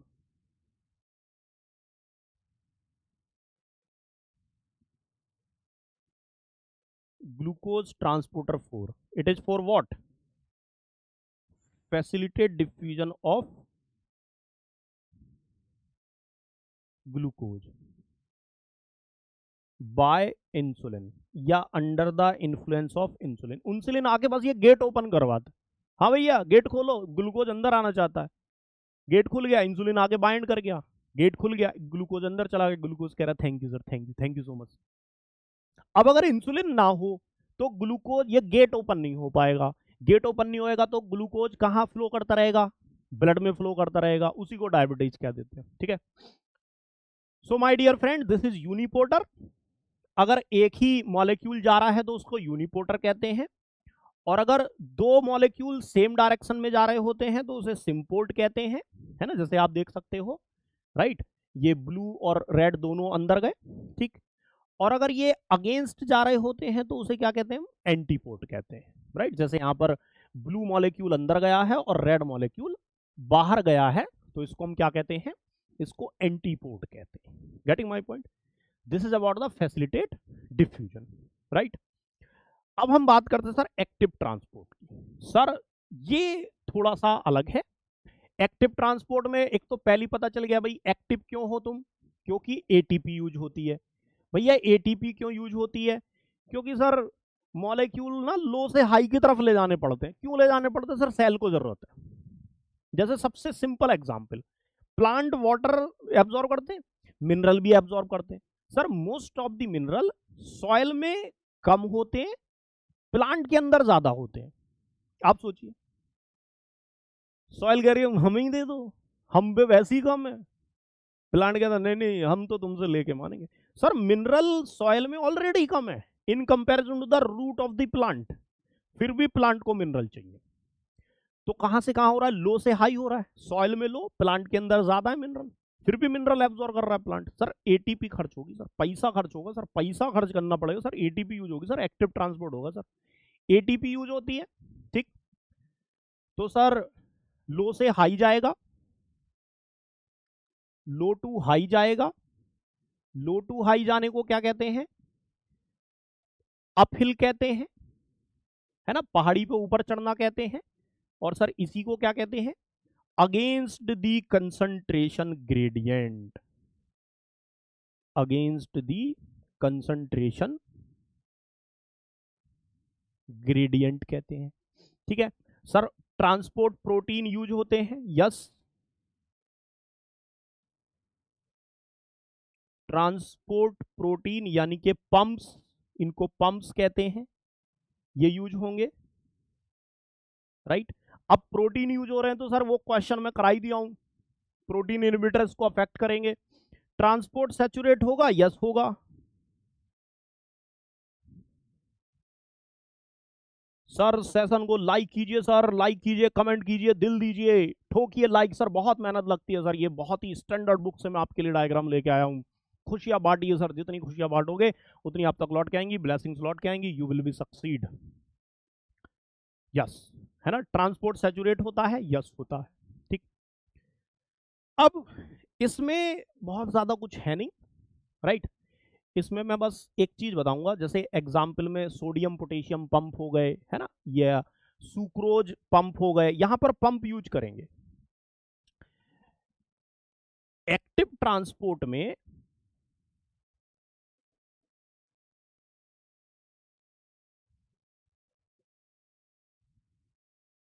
एक है प्राइमरी एक्टिव और एक है सेकेंडरी एक्टिव।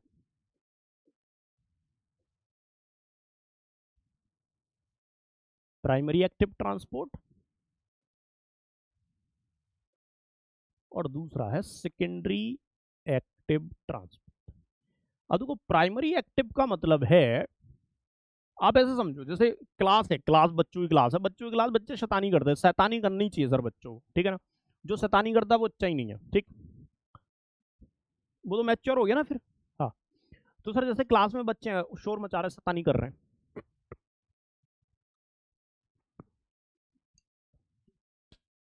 टीचर आई, टीचर चुप हो गई, तो टीचर आई, टीचर ने बच्चों को शांत करा दिया, ठीक।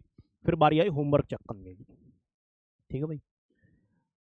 तो और टीचर ने किसी एक बच्चे को थोड़ा सा मान लो डांट दिया, या घर में जैसे मान लो आप हो, है ना, दोनों केस रिलेट करेंगे। घर में हो, आपके भाई की या बहन की डांट पड़ गई, है ना, शैतानी कर रहे हो आप दोनों भाई बहन या तीनों भाई बहन मिलके, तीनों कजिन्स मिलके, किसी एक की डांट पड़ गई, तो वो तो चुप बैठेगा बैठेगा, बाकी के भी चुप बैठ जाते हैं। होता क्या नहीं होता, क्लास में डांट एक की पड़ रही है पर चुप बाकी के भी हो गए कि भैया तुम भी चुप हो जाओ, कहीं तुम्हारा नंबर ना आ जाए। तो अब आप इसको समझिए, जिसकी सीधी सीधी डांट पड़ी, जिस पे सीधा सीधा एनर्जी डाली गई, वो तो है प्राइमरी, और उसके इन्फ्लुएंस में जो बाकी के बच्चे शांत हो गए या तुम भी शांत हो गए, तुम्हारे डांट पड़ी तुम्हारे कजन की और तुम भी शांत हो गए, तो वो क्या होगा, सेकेंडरी एक्टिव, ठीक है। तो होता क्या है कि मेम्ब्रेन में जब हम एटीपी खर्च करते हैं तो जिस एक पर्टिकुलर मॉलिक्यूल के लिए खर्च की जाती है उसका ट्रांसपोर्ट कहलाता है प्राइमरी एक्टिव ट्रांसपोर्ट, और उसकी वजह से, उसके इन्फ्लुएंस से जो दूसरे मॉलिक्यूल ट्रांसपोर्ट हो जाते हैं वो कहलाता है सेकेंडरी एक्टिव ट्रांसपोर्ट। ठीक है सर। तो प्राइमरी एक्टिव ट्रांसपोर्ट का मतलब है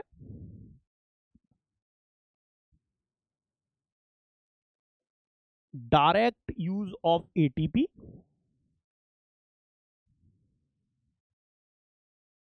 for a particular molecule transport.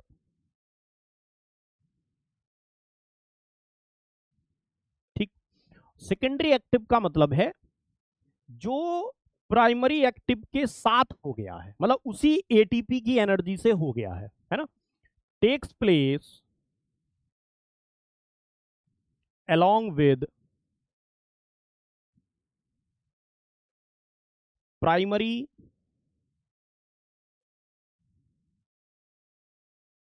active transport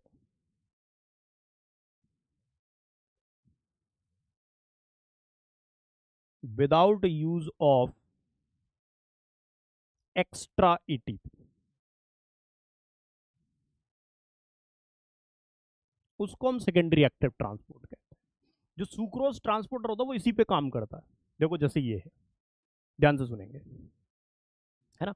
मैं बना के समझा देता हूँ, ठीक है ना सर। मैं इसको क्या करता हूँ, बना के समझा देता हूँ, फिर ये आपको अच्छा समझेगा। देखो ये यहां पर मान लीजिए मैंने ले लिया एक मेम्ब्रेन में बना लेता हूं,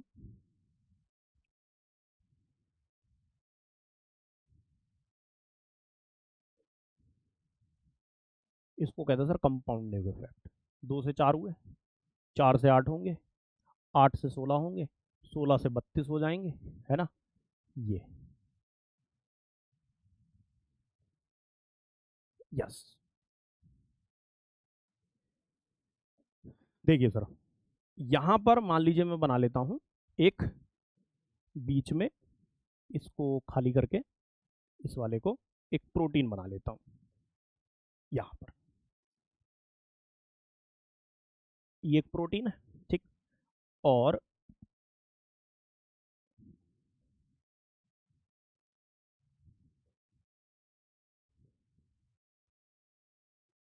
एक प्रोटीन यहां बना लेते हैं, यहां बना लेते हैं, ठीक है। चलिए आ जाओ भैया, ठीक सर। ये सेल का आउटर साइड है, एक्स्ट्रा सेलुलर फ्लूइड है, और ये साइटोप्लाज्म है, ठीक है। तो सर हो क्या रहा है, यहां पर हाइड्रोजन आयंस को ऊपर पहुंचाया जा रहा है। ये हाइड्रोजन आयन है, ठीक है। हाइड्रोजन आयन जो कि ऑलरेडी बाहर ज्यादा हो सकते हैं, इन हाइड्रोजन आयन को ऊपर पहुंचाया गया, ठीक है सर। ये क्या हुए, हाइड्रोजन आयन ऊपर पहुंचाया गया, ठीक। और इन हाइड्रोजन आयन को बाहर पहुंचाने के लिए क्या हुआ, हमारा जो है सुक्रोज एटीपी खर्च हुआ। क्या खर्च हुआ, एटीपी खर्च हुआ, एटीपी की एनर्जी हमारी खर्च हुई, एटीपी से एडीपी प्लस आईपी, राइट, ठीक है सर। अब ये प्रोटॉन बाहर पहुंच गए। अब ये जो चैनल, ये हो गया हाइड्रोजन पंप। इस प्रोटीन का नाम क्या हुआ सर, हाइड्रोजन पंप। ये हाइड्रोजन पंप हो गया, ठीक। ये जो है ये हमारा है hydrogen sucrose transporter, hydrogen sucrose transporter. बोले हाइड्रोजन और सुक्रोज को लेके जाता है, पर लेके कब जाएगा, जब हाइड्रोजन इधर से इधर आएंगे, ठीक है। तो ये हाइड्रोजन के मॉलिक्यूल्स, अब ये हाइड्रोजन मॉलिक्यूल यहां से सर अंदर जाएंगे, और ये हाइड्रोजन के मॉलिक्यूल अपने साथ सुक्रोज लेके जाएंगे। किसको लेके जाएंगे सर, अपने साथ सुक्रोज को लेके जाएंगे।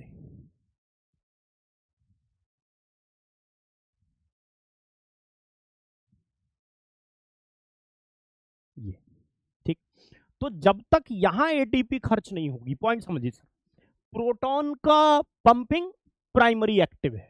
जब तक प्रोटॉन के लिए एटीपी खर्च नहीं करोगे तो सर तब तक बाहर प्रोटॉन एक्यूमुलेट नहीं होंगे, और फिर वो प्रोटॉन वापस अंदर नहीं आएंगे। और वो प्रोटॉन अपने साथ सुक्रोज नहीं लाएंगे। तो सर अगर सुक्रोज अंदर लेके आना है, सर सुक्रोज अंदर लेके आना है तो वहां एटीपी खर्च करनी पड़ेगी। This is primary active transport and this is secondary active transport. Getting my point? So this is the mechanism. ठीक है, तो बस एक्टिव में इतना है ना। देखो अब आप इसको पढ़ सकते हैं, hydrogen pump are actively export hydrogen against a gradient, है ना। एटीपी खर्च हुई, हाइड्रोजन बाहर पहुंचा दिए गए हैं।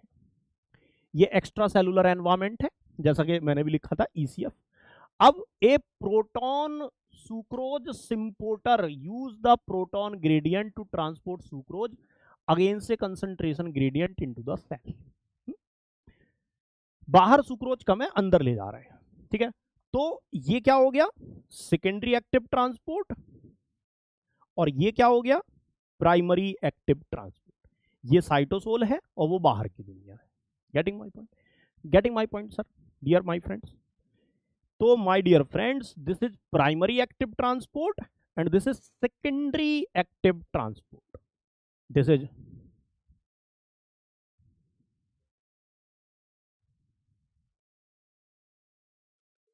primary active transport and this is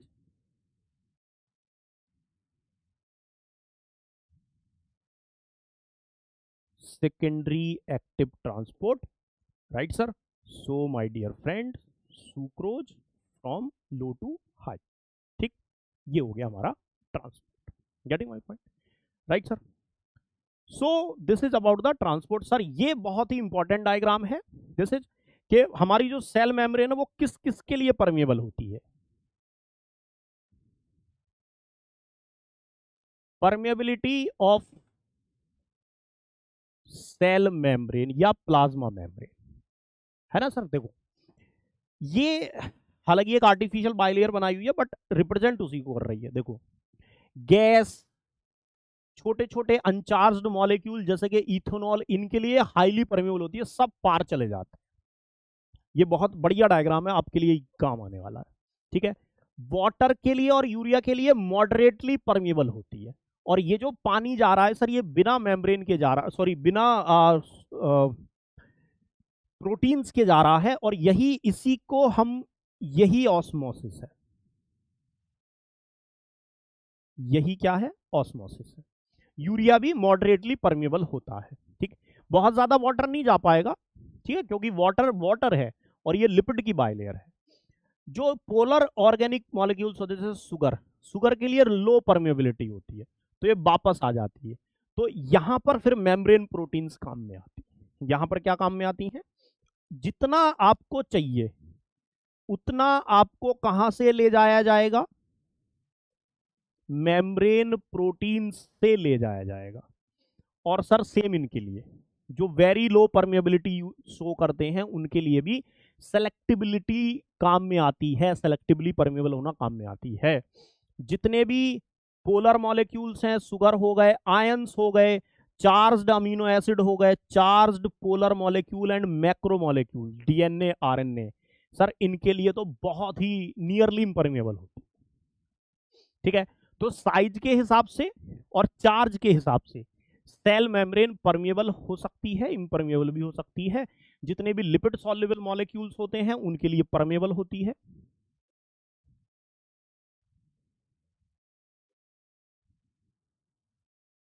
जैसे lipid soluble, fat soluble amino acids और फैट सॉल्युबल विटामिन वो सीधे अब्सॉर्ब हो जाते हैं। फैट सॉल्युबल मॉलिक्यूल्स के लिए फ्रीली परमेबल,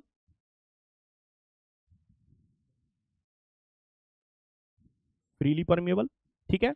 और जो चार्ज होता है, आयंस होते हैं, उनके लिए बहुत कम परमेबल होती है, नियरली इम्परमेबल होती है। जितने मिनरल आयन चाहिए होते हैं वो सब फिर मेम्ब्रेन प्रोटीन से होके जाते हैं। वाटर के लिए ठीक ठाक परमेबल होती है, सिर्फ वाटर के लिए, वाटर सॉल्युबल के लिए नहीं, ठीक। और जो वाटर सॉल्युबल मॉलिक्यूल होते हैं जैसे शुगर वगैरह होगी तो उनके लिए बहुत कम परमेबल होती है, लो परमेबल होती है। और उनके लिए तो जो ये अमीनो एसिड है, प्रोटीन है, पॉलीसैकेराइड, इनको बिल्कुल भी इम्परमेबल, लगभग इम्परमेबल होती है, बिल्कुल भी परमेबल नहीं होती है, बहुत बहुत बहुत कम परमेबल होती है, वेरी वेरी लो परमेबल होती है। ठीक है sir, so this is very very beautiful diagram sir, right. So my dear friend, this is for today. I hope आपको मजा आया होगा, एंजॉय आया होगा। ठीक है, आपने एंड तक लेक्चर देखा, बहुत बहुत धन्यवाद। आप सर अगर एंड तक लेक्चर देखे तो समझ जाइए आप सही रास्ते पर हैं। होमवर्क आपका, ठीक sir, solve the questions from DPP and books. जो भी आपकी प्रैक्टिस शीट वगैरह है, जो भी आपको मिलती है, राइट सर। पीवाईक्यू आप कर सकते हैं। और सर रिवीजन करिए सर, रिवीजन ऑफ लेक्चर, जो हमारा ओलंपियाड बेस कैंप के लेक्चर्स हैं, रिवीजन ऑफ उनके रिवीजन कीजिए। Okay my dear friends, right. So इसी के साथ bye bye, tata, have a nice day. मुस्कुराते रहिए, खुश रहिए, बिंदास रहिए सर। मुस्कुराहट आपकी पहचान होनी चाहिए sir. If you are happy, everybody will be attracted toward you. आप सर, आप नोटिस कीजिए, जो हंसमुख चेहरा है, जो हंसता रहता है, खेलता रहता है, सब उससे दोस्ती करना चाहते हैं, सब उसकी तरफ अट्रैक्ट होते हैं। और जो भिन भिनाता रहता है, सी पॉपकॉर्न की तरह मुंह बनाया रहता है ना, उससे कोई दोस्ती भी नहीं करना चाहता, उससे दूर जाना चाहते हैं। सर जो खुश रहता है उसकी तरफ लोग अट्रैक्ट होते हैं सर। सिर्फ लोग अट्रैक्ट नहीं होते, हर चीज उसकी तरफ अट्रैक्ट होती है। नॉलेज उसकी तरफ अट्रैक्ट होती है ना। वेल्थ उसकी तरफ अट्रैक्ट होती है। टाइम टेबल आप बनाओगे तो वो टाइम टेबल आपकी तरफ अट्रैक्ट होगा। पढ़ाई आपकी तरफ अट्रैक्ट होगी। अगर आप खुश रहना जानते हैं तो खुश रहते हैं, रिजल्ट आपकी तरफ अट्रैक्ट होता है। सो माय डियर फ्रेंड्स, खुश रहिए, बिंदास रहिए, आबाद रहिए, हमेशा मुस्कुराते रहिए। इसी के साथ bye bye, tata, have a nice day, always be happy. Bye bye, thank you so much, thank you, thank you, thank